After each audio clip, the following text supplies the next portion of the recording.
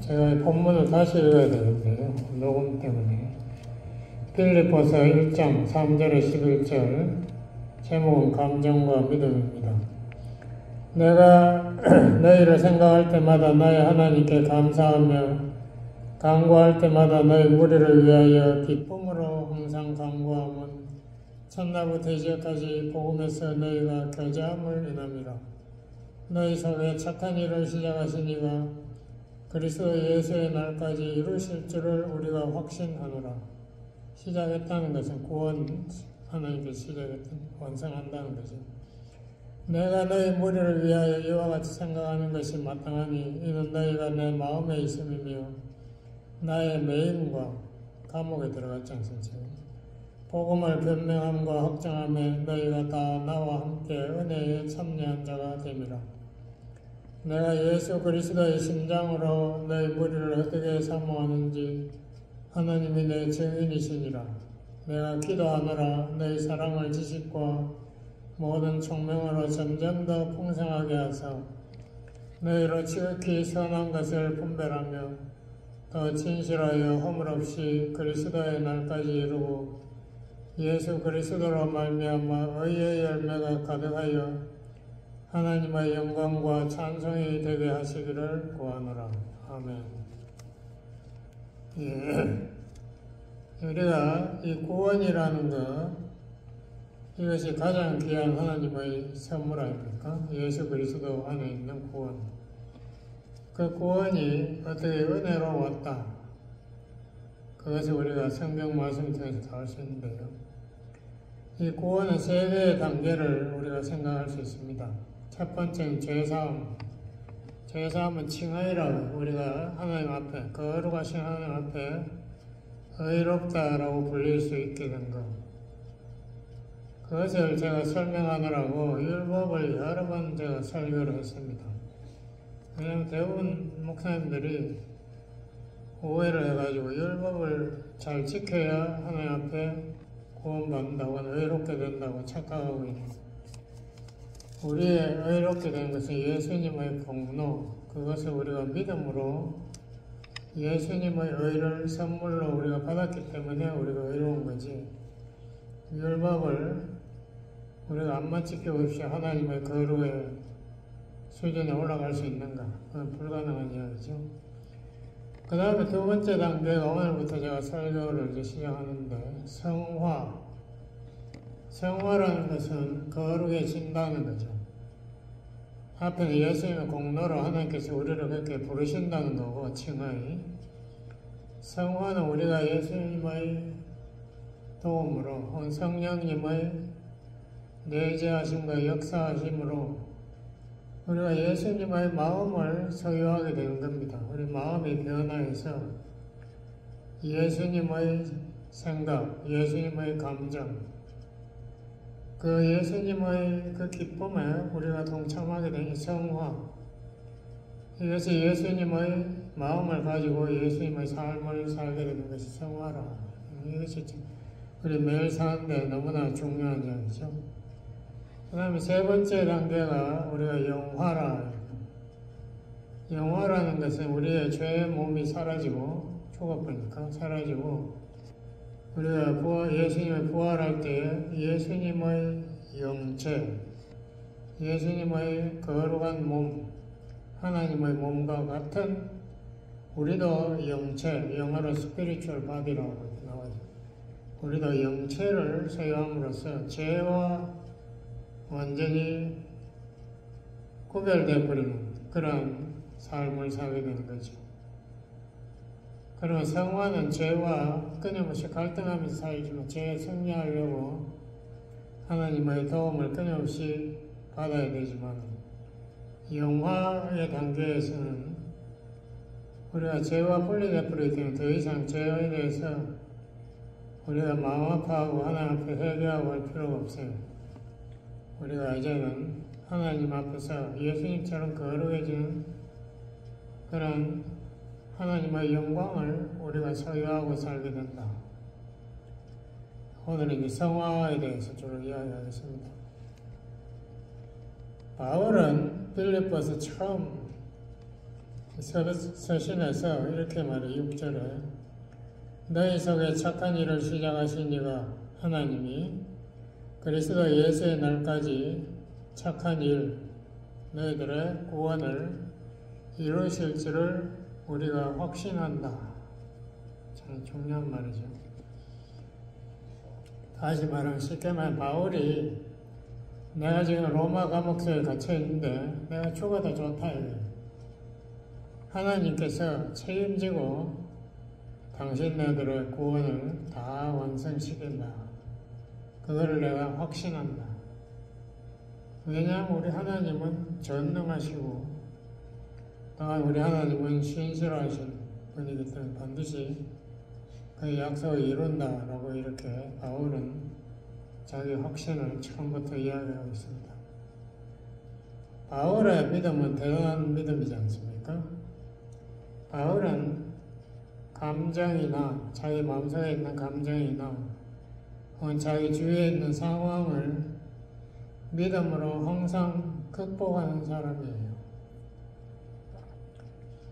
그렇기 때문에 그가 로마 감옥에 갇혀있는 그런 아주 좋지 않은 상황, 그가 로마에서 지금 그 옆에 반도, 그리스 반도 북쪽에 있는 빌립보 교회에 편지를 보내고 있으면서 내가 정말 이런 어려운 상황에 있으니까 나를 위해서 도와달라 뭐 이런 편지가 아니고 여기 처음부터 그렇게 3절부터 그런 내가 너희를 생각할 때마다 하나님께 감사하고 간구할 때마다 너희를 위해 기쁨으로 간구한다. 그래서 바울의 마음은 완전히 기쁨으로 가득 차 있고 감사로 충만해 있어요. 어떻게 그렇게 됐는가? 하나님을 믿기 때문에, 예수님을 믿기 때문에 바울은 그런 기쁜 마음을 늘 기도할 때마다 감사하고 기뻐한다. 항상 감사하고 기뻐한다. 대단한 사람. 우리가 기도할 때마다 감사하고 기뻐합니까? 뭐 그거는 우리 보통 사람은 불가능한 이야기인데 하여튼 바울은 자기가 그렇게 한다고 증거하고 있습니다. 기뻐하는 중요한 이유 중에 하나가 빌립보 교인들과 처음부터 그리스도 안에서 교제했기 때문에 그렇다. 그러니까 너희가 교제함으로 인하여 내가 너무나 기쁘다. 그러니까 이게 만나서 반가워요, 건강해서 반가워요, 뭐 자식들이 잘 돼서 반가워요가 아니라 당신이 예수님을 구세주로 모셨고 성령의 역사를 체험하고 있으니까 너무 기쁘고 감사하다 이 말이죠. 우리가 같은 복음을 믿고 섬기는 너무나 감사하다. 그래서 항상 하나님께 기도할 때에도 이 교제를 기억하면서 기쁨으로 기도한다. 바울의 기도 자체가 벌써 차원이 우리보다 상당히 높은 것 같아요. 우리 기도할 때 어느 성도들 때문에 너무 기뻐하면서 기도합니까? 성도들과 교제한 거 기억하면서 기도하나요? 어떤 성도들에게서 내가 참 이 열심, 헌신한 모습을 기억하면서 기도하나요? 우리 그런 기도가 되어야 되겠습니다. 두 번째 바울의 기도는 12절 이하 저 시간 관계상 읽지 못했는데요. 12절 이하에 보면 바울이 이렇게 말합니다. 내가 지금 감옥소에 갇혀있지만 오히려 내가 기뻐하는 이유가 이게 내가 바울이 감옥소에 갇혀가지고 로마 감옥에 갇히면은 손발이 묶이지 않습니까? 그리고 그 옆에 그 감독하는 군인들, 12대 군인들이 두 사람이 와요. 좌우에 앉아가지고. 그렇게 혼자 있는 게 늘 감시하면서 있는데, 바울이 감옥에서 그 12대 군사들, 로마 군인들한테 전달했다는 건 너무나 잘 알려진 사실이고, 여기에서 바울이 직접 이야기하고 있어요. 자기가 시위대 군인들한테 전도하니까 그 군인들이 로마 군인들, 프레토리엄 그 모든 시위대 군인들에게 자기 이야기를 다 퍼뜨렸다 이거는. 그 사람들이 믿어서 퍼뜨렸는지 안 믿어도 이런 참 이상한 사람이 정말 자기가 감옥에 갇혀서도 이렇게 감사 충만, 기쁨 충만하고 정말 우리에게 이 하나님이 사랑한다는 이런 귀한 이야기를 해주는 사람이 있다. 신기하다. 뭐 이런 이야기를 사방에 알려가지고 결국은 바울이 죽고 얼마 안 돼가지고 온 로마 군대에 복음이 다 퍼졌습니다. 그래서 결국은 콘스탄티노플 대제 때 로마가 어쩔 수 없이 기독교로 국교로 항복하지 않습니다. 기독교가 항복하지 국교로 정식으로 인정해버린 그 씨앗이 바울이 로마 감옥소에서 군인들에게 다 전도해서 이 씨앗이 퍼진 거예요. 그래서 복음이 진보했다. 여기 너무 기쁘다. 이 바울의 삶을 보십시오. 상황을 자기가 보고 한숨 짓고 이런 사람이 아니고 상황을 극복할 뿐만 아니라 상황을 변화시켜버리는 바울의 위대한 믿음을 그 담대하고 격려인 그 담대한 믿음 우리가 본받아야 되겠습니다. 또 어떤 사람들은 15절 이하에 바울을 시기해서 또 열심히 복음을 전한다. 그러니까 바울 모르겠어요. 이 사람들이 시기한 사람이 누가 뭐 바리새인파인지 뭔지 하여튼 어떻게 바울의 영향을 줄이려고 자기들의 영향을 누리려고 막 바울에게 이기려고 자기들이 또 예수님을 전하는 사람들도 있어가지고 어떻게 됐든 간에 복음이 진보함으로써 자기는 기쁘다 하고 이렇게 이야기하고 있습니다. 우리 사람의 마음에는 여러 가지 감정이 있습니다. 좋은 감정도 있고 나쁜 감정도 있어요.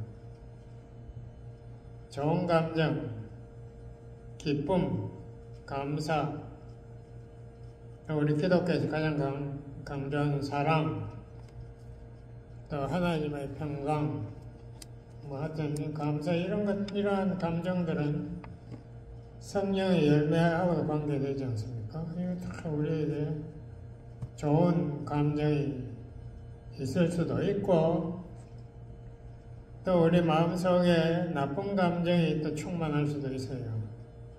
예? 우리 한국 사람들이 화 잘 내지 않습니까? 분노.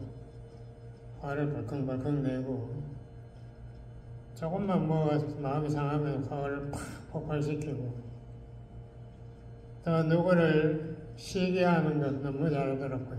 누가 조금만 자기보다 뛰어났다고 생각하면 그 사람 공격하려고 뭐 정신을 못 차려요. 그게 한국 사람인 것 대부분이 그러거든요. 그리고 우리 한국 사람들의 병의 넘버원이 우울증이에요. 한국 사람들 우울증 증세가 너무 많아요. 그러니까 내 한숨을 푹푹 쉬고 이렇게 우리가 한이 많은 백성이라고 그러지 않습니까? 마음이 늘 슬프고 답답하고 좌절되고 분노가 쌓이는 거예요. 그리고 우리는 염려를 많이 합니다. 약소민족 국가라서 그런지 우크라이나도 보니까 참 쉽지 않은 나라가 그러니까 정말 힘든 상황이 항상 그러니까 강대국이 옆에 있다는 게 얼마나 그 운이 나쁜 건지 모르겠어요. 우리 한국에는 강대국이 옆에 몇 개나 있지 않습니까? 소련, 중국, 일본 뭐 그런 강대국들이 우리 주위에서 우리를 못 삼켜가지고 우리를 잡아먹으려고 하니까 우리가 염려가 얼마나 많겠어요. 근데 이러한 나쁜 감정은 어떻게 오는가? 심리학자들 이야기로는 1차 감정이라는 이야기를 써요. 1차 감정은 이렇게 감정이 생기는 원인. 그러니까 마음에 1차 감정이 대부분 상처에서 생깁니다. 그러니까 자기의 자존심을 건드렸다 해서 내가 니보다 못할 것 같아. 내가 니보다는 나. 뭐 이런.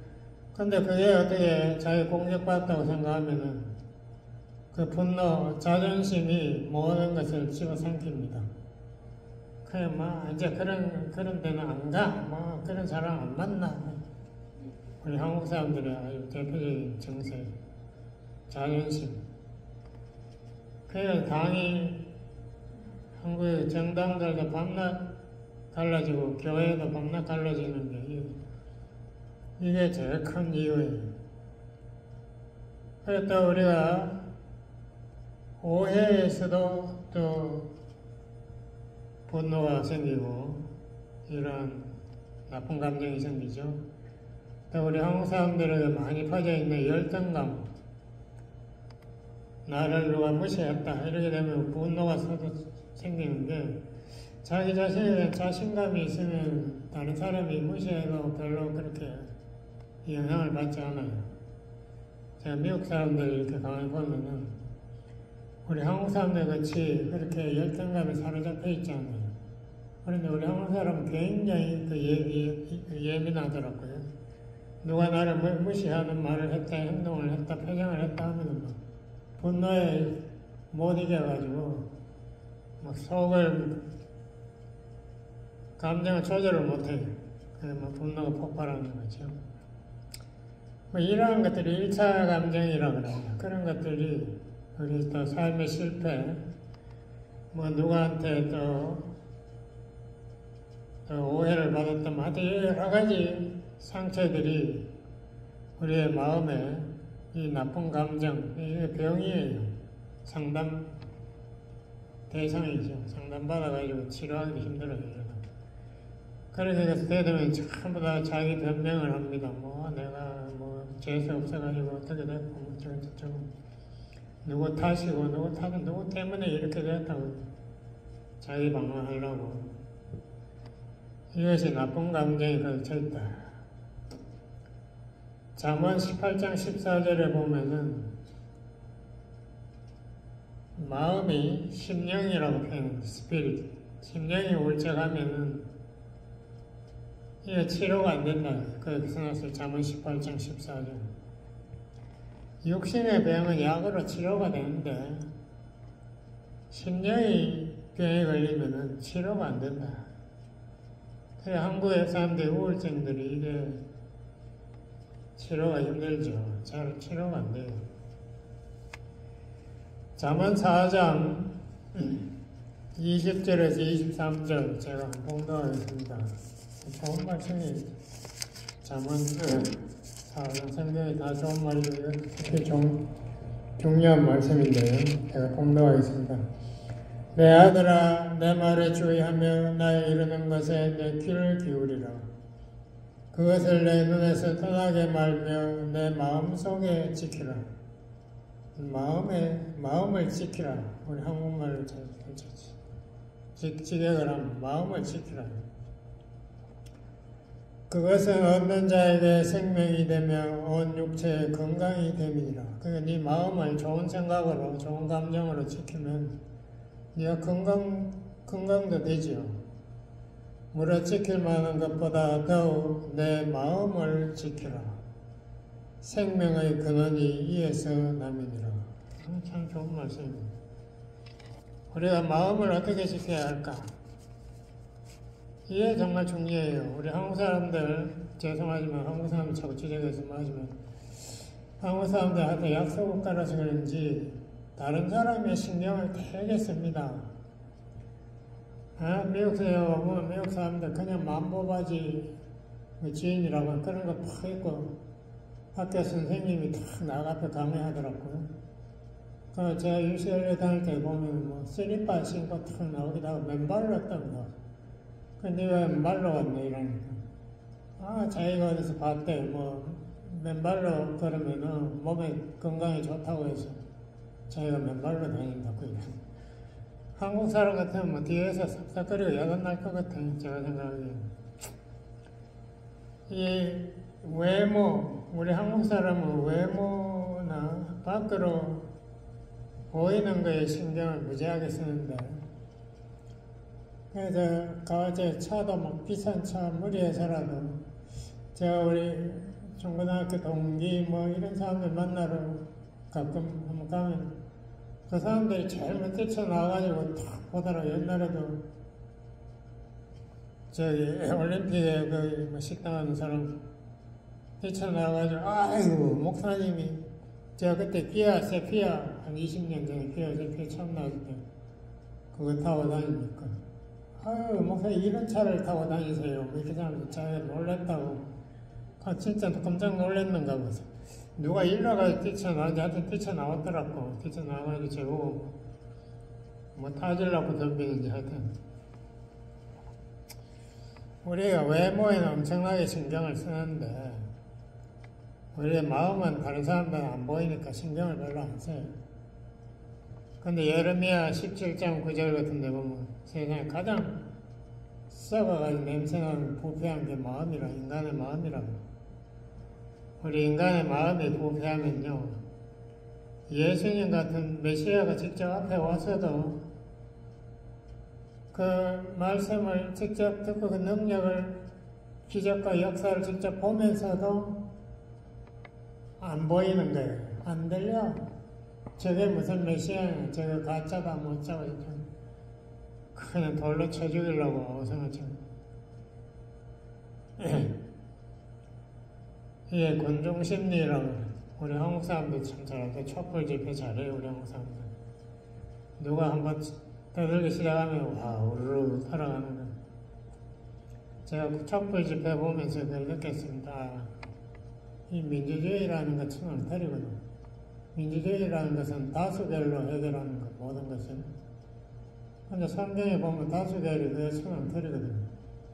뭐 여러분 보시면 이스라엘 사람들 다수결로 항상 하지만 전부 엉터리잖아. 가나안에 스파이 갈 때 10명이 2명 여호수아하고 그 사람들은 들어가도 된다고 주장했는데 다른 10명은 우리가 가다가는 우리가 정말 개와 도토리같이 된다.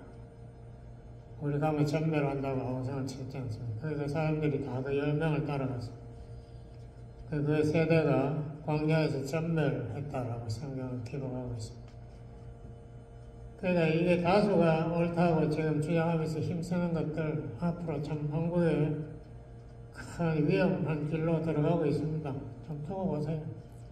다수가 항상 옳은지.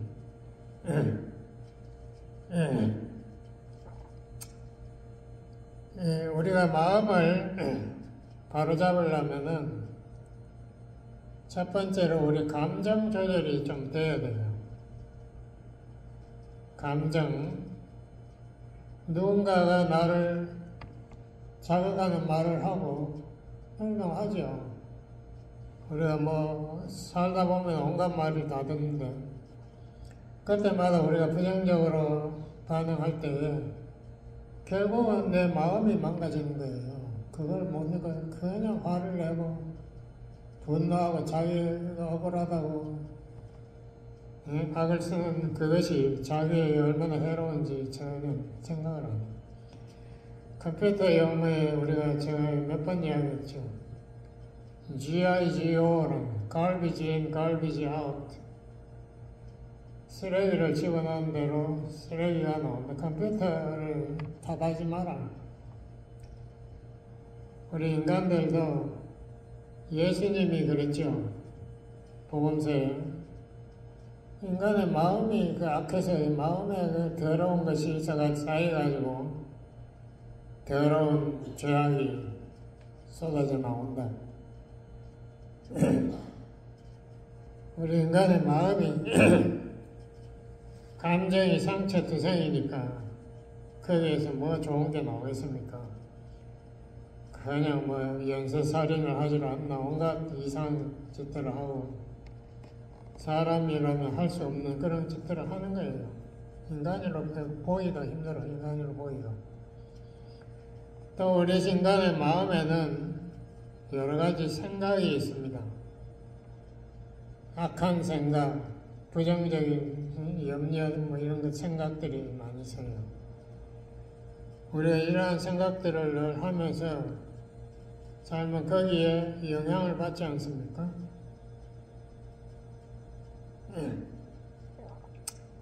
그러한 생각을 극복하려면은 단 하나밖에 없어요. 길이라는 것은. 성령 충만해서 하는 말씀을 묵상하는 거예요. 그래서 시편 기자가 자기는 하나님 말씀을 밤낮 묵상한다. 왜 그렇게 하는가? 그 사람 부족해서 그런가? 그게 아니고 그렇게 해야 내 마음을 지킬 수 있다는 거예요. 내 마음이 너무나 악하기 때문에 그거를 깨달아야 됩니다. 내 마음이 악해서 그런 거지 주위에 있는 사람이나 무슨 상황이 악해서 그런 게 아니다. 그거는 다 그런데 그 중에도 또 훌륭한 사람들 먼저 있잖아요. 문제는 내 마음이 문제인 것입니다. 내가 마음을 조절하려면은 시편 1편 그 2절 하나님의 말씀을 기뻐하여 그것을 주야로 묵상해야 됩니다. 그렇게 할 때에 내 마음이 변화가 되고 생각이 변화가 되고 내 감정이 치료가 된다. 에스겔 11장 19절 20절에 보면은 에스겔 선지자가 미리 이야기했습니다. 내 백성 앞으로 이제 지금 에스겔은 이미 바벨론에 멸망해가지고 유다 이스라엘이 옛날에 다 없어졌고 유다가 거기 포로로 잡혀가 있을 때 에스겔을 통해서 예언하는데 너희들의 돌같이 굳은 마음 그거를 앞으로 내가 제하고 너희들에게 부드러운 마음을 심어주겠다. 돌 같은 마음. 왜 하나님이 모세에게 십계명을 돌에다가 새긴지 아십니까? 그거 다 학자들이 다 이야기했어요.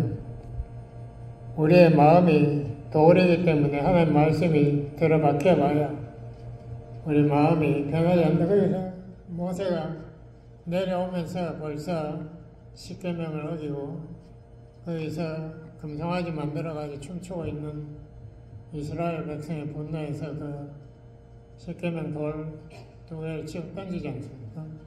돌이 박살나고 하나님이 십계명을 다시 쓰죠. 그 십계명으로 그게 사람의 마음이 변화된다는 그게 너무 웃기는 게 처음 받자마자 아직 모세가 내려오기도 전에 벌써 십계명을 어기고 거기에서 금송아지 만들어가지고 춤추고 앉은 그게 인간입니다. 인간의 마음이에요. 그런데 에스겔을 통해서 하나님 말씀은 우리의 돌 같은 마음, 아니 돌이라는 것은 절대 변하지 않습니다. 고집 덩어리죠. 그걸 수술해버려야 돼. 성령의 칼로 하나님 말씀으로 좌우의 날쌘검보다 더 날쌘 검으로 호에 파가지고 끄집어내야 돼. 수술해버려야 그 안에 그리스도의 온유한 심령이 들어가는 거죠. 분노하기는 무슨 불화산 같이 폭발하면서 하나님 말씀을 외쳐봐야 무슨 소리 있겠어요. 사탄이 옆에서 웃습니다. 웃기지 마세요. 아주. 여기 시편 2편에 하나님 말씀을 즐거워해 주야로 묵상한다. 우리의 마음이 얼마나 심각한 상태면은 우리가 딴 거에 눈을 돌리는 순간 우리는 넘어지는 겁니다. 빌립보서 4장 8절에도 바울이 그랬죠. 제가 읽어보겠습니다. 참 좋은 말씀이 빌립보서 4장 8절 정말로 형제들아 무엇이든지 참되며 무엇이든지라는 말이 이상한데 하여튼 어떤 것이든 간에 참되고 참되다는 건 주로 진리 하나님 말씀이 진리죠. 무엇이든지 경건한 거룩한 것 무엇이든지 옳으며 옳다는 것 옳다는 것은 하나님만이 옳지 않습니까? 그러니까 하나님 말씀대로 하는 것이 옳은 거죠. 내 생각대로 하면은 그건 옆길로 빠지는 거죠. 무엇이든지 정결하다는 것은 청결하다는 것과 비슷해요. 깨끗하다, 더럽지 않다. 무엇이든지 사랑할 만하며, 사랑하다는 것을 헬라어로 제가 찾아보니까 화평하고 통하더라. 화평. 서로 간에 서로 받아주고, 부족한 것도 받아주고, 서로 사과하고, 서로 용서함으로써 그게 화평한, 그게 사랑하는 거예요. 사랑이라는 게 바탕도 아니고. 무엇이든지 칭찬할 만하며, 칭찬한 것은 우리가 참 잘했을 때 칭찬하지 않습니까? 그 말이 무슨 칭찬, 저 사람은 훌륭해요. 저 사람이 은퇴하고도 또 어려운 사람들을 섬기고 있네요. 그런 사람들 보면 참 고개가 숙여져요. 자기가 이제 은퇴했으니까 좀 쉬자, 어쩌고 그런 게 아니고, 무슨 덕이 있든지 기름이 있든지 이것들을 생각하라. 그러니까 생각을 남 잘못한 거 자꾸 생각해가지고 분노하지 말고, 이렇게 아름답고 거룩하고 청결한 것을 섬김의 본을 베푼 사람들. 제가 미국 사람들 참 좋아하는데요. 다 좋아하진 않아요. 그렇죠. 일본 상당히 좋아하는데, 그 사람들이 60이 넘어가지고 은퇴를 하면은 선교지로 가는 사람이 굉장히 많아요. 자기 남은 생애를 자기가 이제 죽을 때까지 대충 이 미국에는 수입이 있지 않습니까? 연금 같은 게 있으니까. 그러니까 거기 가서 아프리카나 아시아 같은 데 가서 돕는 거예요. 섬기는 거예요. 그런 것들 사람들 보면 참 그런 사람들을 본받을만 하죠. 그런 것들을 생각하라. 너희는 내게 배우고 받고 듣고 본 바를 행하라. 그래야만 평강의 하나님이 너희와 함께 계시라. 마음에 뭐가 들어있어야 그 다음에 행하죠. 마음에 들어있는 게 없는데 무슨 행하겠어요. 마음에 부정스러운 것만 가득 있으면 화만 내겠지. 욕만 하고. 예수님의 씨 뿌리는 비유 누가복음 8장에 보면 나오지 않습니까? 4가지 밭이 일단 전부 밭들이 보면 형편없어 돌멩이 밭이 있고 무슨 가시밭이 있고 그런 데서 말씀이 떨어져 봐야 말씀이 자라지도 못하는 거예요. 밭이 좋아야 된다는 것은 이런 생각과 감정 이게 말씀으로 다 제대로 키워져 가지고 성숙했을 때 열매가 맺는 겁니다. 말씀 때문에 안 되는 게 아니라 내 때문에 안 돼. 마음이 문제가 있어요. 내 마음이 치료를 받아요. 제가 사형리 기차 예화도 몇 번 들었지 않습니까? 처음에 앞서가는 기차는 하나님 말씀, 두 번째 따라가는 것은 감정이 아니고 믿음이에요. 믿음. 이 부흥에 좋아하는 사람들 정말 정신 차려야 돼요. 우리 한국 사람들 특히 부흥의 스타일이잖아요. 그냥 가가지고 막 뜨거웠다고, 은혜 받았다고. 그 집에 오면 또 막 화를 내고 싸우고 이러면서 잠깐 뜨거웠대. 그것이 우리 사람을 변화시키는 것은 어림도 없어요. 그런 식으로 해가지고 사탄이 보고 비웃습니다. 고린도후서 5장 7절 정말 좋은 말씀. 우리는 보는 것으로 행하지 아니하고 믿음으로 한다. 믿음으로 봐야 영안이 떠있나 이거예요. 그래야 참 진리가 하나님의 역사가 보인다. 내 눈으로 내 병들은 마음으로 앞만 봐봐야 소용이 없는 거예요. 그렇지 않습니까? 예수님 그 앞에서 아무리 기적을 행해도 바리새인들의 마음이 하나도 움직이지 않는 거예요. 믿음이라는 게 들어가야 된다. 믿음이 하나님 말씀을 붙잡을 때 우리 마음이 치료가 된다. 오늘 주보에 나오는 말씀도 똑같은 말이죠. 한 목사님 읽은 거.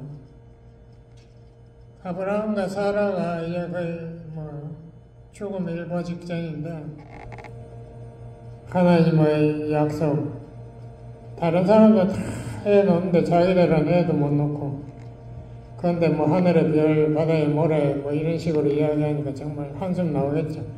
사라가 막 비웃는 소리가 하나님 귀에다 들렸지 않습니까? 아브라함은 자기 집에 종이나 잘 보호해 주세요. 그래서 믿음의 조상도 그런 식으로 넘어지는 참 쉽지 않다는 거예요. 이 믿음이라는 것은 제가 생각하기에는 딴 거 다 집어치우고 믿음이라는 것은 우리의 의지인 것 같아요. 네? 내 마음에 내가 이거 붙잡지 않으면 난 죽는다. 나는 영안이 다치면 그 다음에 사탄의 밥이잖아요. 내가 사탄의 밥으로 살고 있나? 안 그러면 내가 영안이 떠서 정말 바울과 같이 기쁨과 평강으로 살고 있나? 한번 자기 자신을 다시 한번 훑어볼 필요가 있는 것 같습니다. 우리가 믿음이 있어야 우리가 이 결단력이 있어. 바울의 삶이 얼마나 위대합니까? 가진 것이 있어서 위대한 게 아니지 않습니까? 그 사람의 행동하는 것 하나하나가 모든 문제 상황을 다 극복해요. 그거는 긍정적인 하나님 말씀으로, 믿음으로. 그 사람 믿음은 대단한 거죠. 빌립보서 2장 17절에 이렇게 말했습니다. 제가 봉독하겠습니다. 만일 너희 믿음의 제물과 봉사 위에 내가 나를 관제로 드릴지라도, 관제라는 것은 옛날 구약시대에 동물 제사 드릴 때 그 위에다가 술을 조금 붓는 거예요. 그래서 한목에 태워버립니다. 자기가 관제가 되겠다. 관제로 드릴지라도 나는 기뻐하고 너희 무리와 함께 기뻐하리라. 자기가 완전히 제일 위에서 다 죽어도 자기가 얼마나 많이 고생했습니까? 그렇지만 자기가 너무 기쁘다. 그게 제대로 되겠습니까? 예? 보통 결단한다고 그게 되겠습니까? 예. 제가 찬송가 427장 하자고 몇 번 이야기했는데 한 번도 안 해요. 우리 교회 사람들 정말 고집 세다는 거 느낍니다. 내가 매일 기쁘게 순례길 왜 기쁘게 하는가? 거기 찬송가 읽어보세요. 거기에 모든 비결이 다 적혀 있습니다. 그러니까 우리가 매일 찬송 최소한 한 번은 해야 돼. 한 번 해가지고 될지도 모르겠지만 찬송 안 하고 그렇게 버텨보세요. 하나님이 기쁘게 해주는가. 마음이 오히려 불안하고 분노가 가득 차겠죠. 우리가 찬송, 말씀, 기도 이것을 통해서 우리의 마음을 조절해야 됩니다. 베드로전서 1장 7절 이걸 안 들어보세요.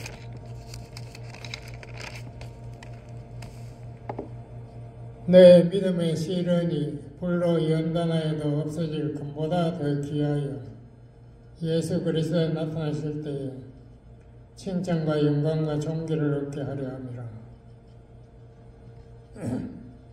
이게 무슨 말인가 하면은 믿음의 시련, 그러니까 믿음의 불이 온다, 시련이라는 불이 온다는 거예요. 그 금도 이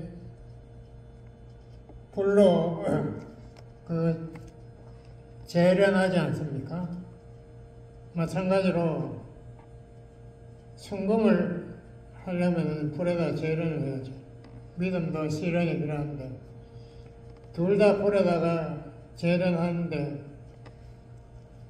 순금보다 우리의 믿음이 더 귀하다. 없어질 금은 없어지더라도 우리의 믿음은 영원히 간다. 우리의 말씀을, 하나님의 말씀을 우리가 진짜 알려면은 우리가 믿음으로 그것을 실천해 봐야 돼요. 체험하지 않은 지식은 그 사람을 굉장히 교만하게 만듭니다. 그건 사탄의 그 밑에 같이 따라다니게 돼요. 아무런 도움이 되지 않아요, 그런 거는. 수많은 사람들이 말씀을 많이 아는데, 지식적으로 아는데, 체험적인 지식이 없어요. 그러니까 그게 아무 그 사람이 도움이 안 되는 거죠. 말씀을 믿음으로 삶에 적용해야 된다. 적용해야 우리의 마음이 움직이고 은혜를 받는다.